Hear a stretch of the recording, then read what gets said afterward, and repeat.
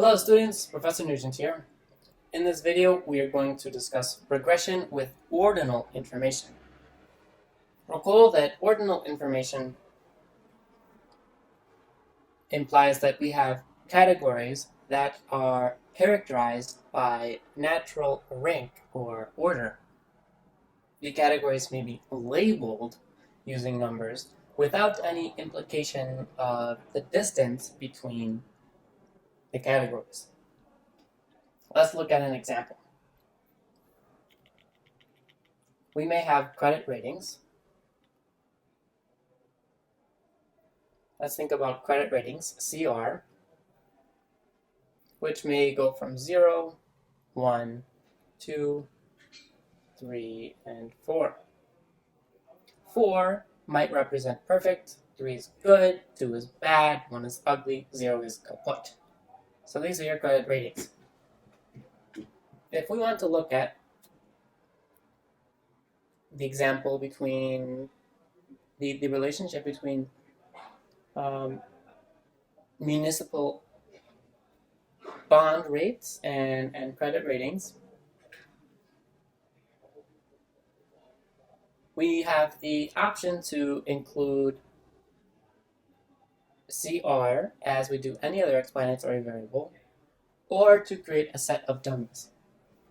And dummy variables for the individual credit ratings may better reflect the effect of a change from one credit rating to another on municipal bond rates than including CR as any other explanatory continuously measured variable, because there is no certain implication for the distance between 0 and 1, 1 and 2, 2 and 3, 3 and 4, right? So the distance between good and perfect credit as it relates to municipal bond ratings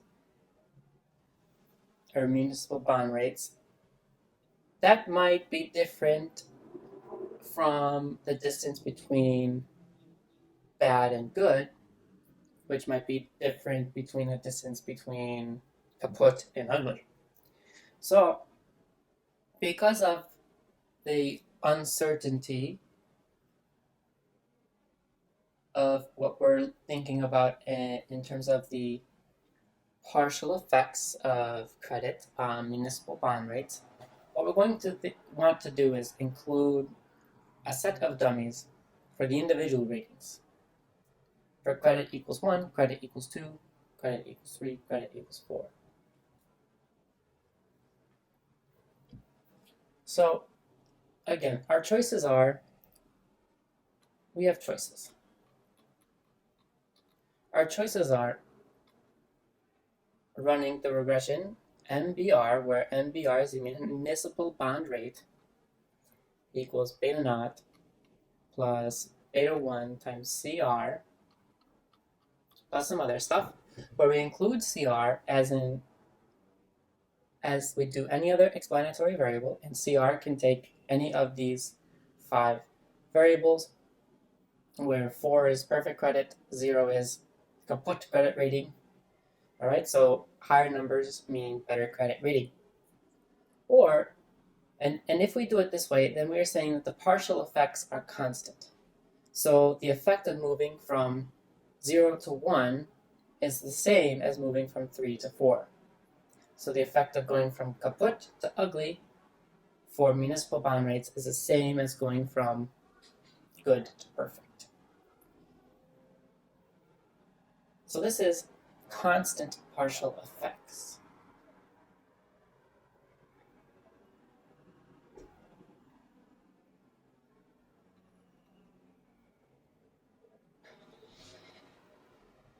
That's what we're implying by this model. We can also allow for varied partial effects.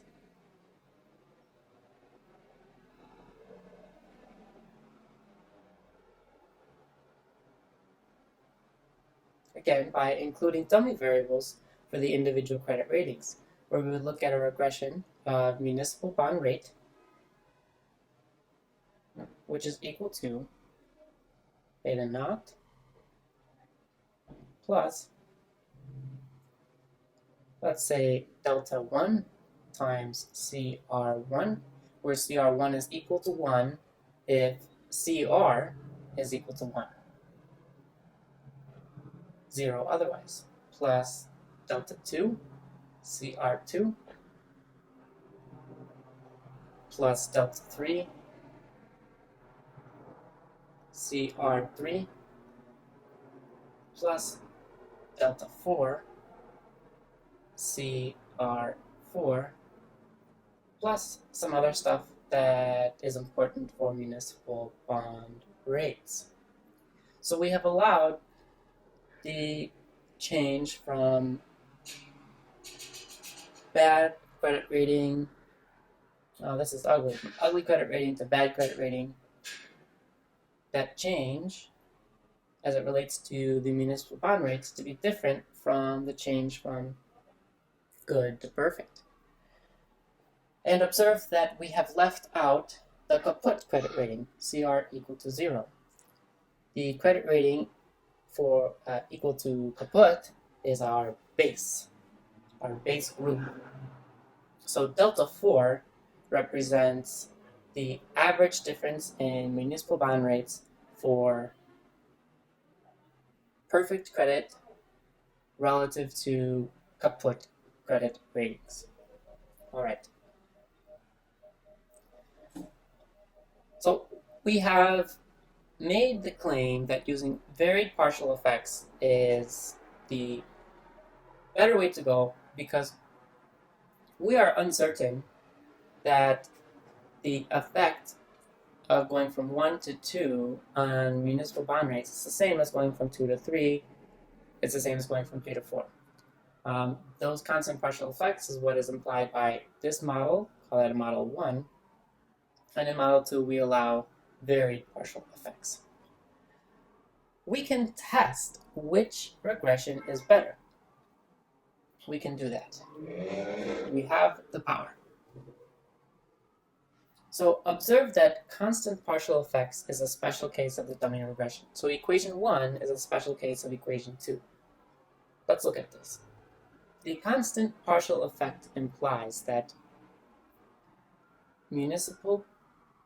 so let's write this equation. Municipal bond rates is equal to, I'm rewriting equation 2, beta naught plus delta 1 CR1 plus delta 2 CR2 plus delta 3 CR3 plus delta 4 CR4 plus other stuff. Constant partial effects implies that delta 2 is equal to 2 times delta 1. Right? Because in equation 1,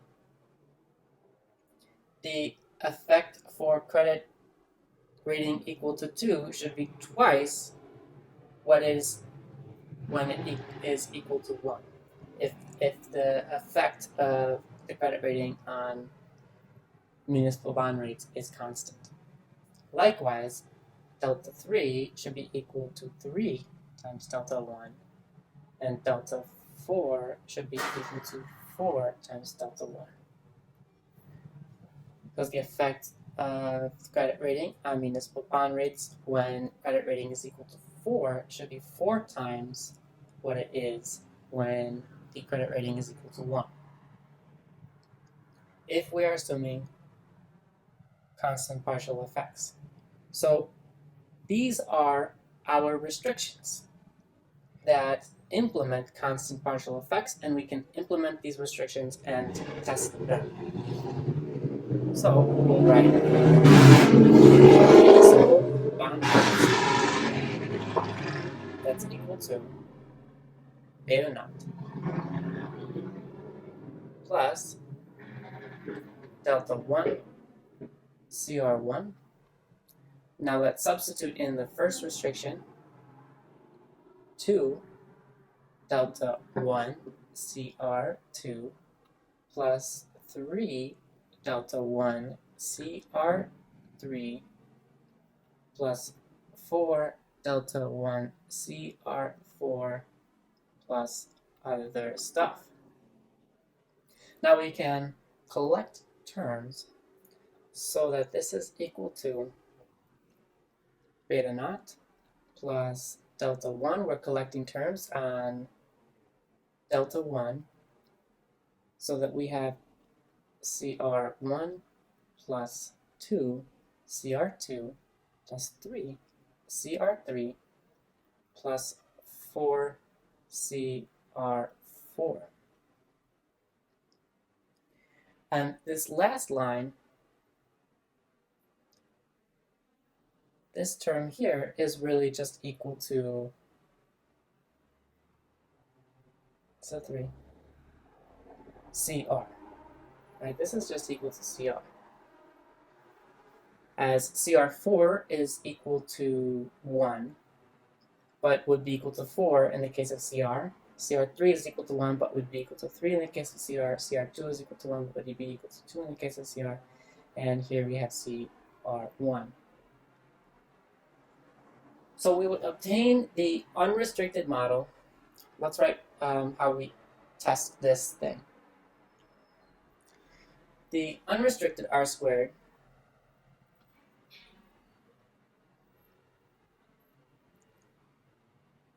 from the model where partial effects are not constrained to be constant. We get this one from equation 2.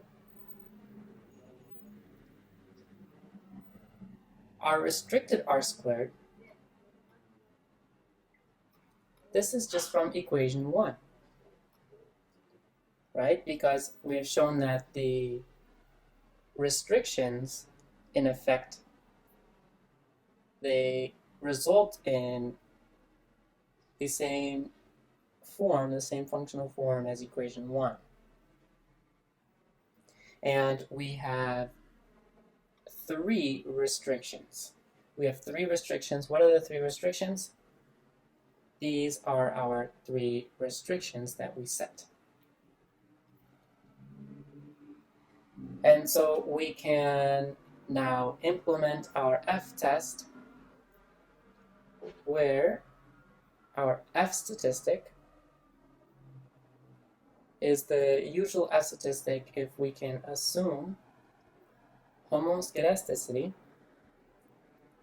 Then our F statistic will be given by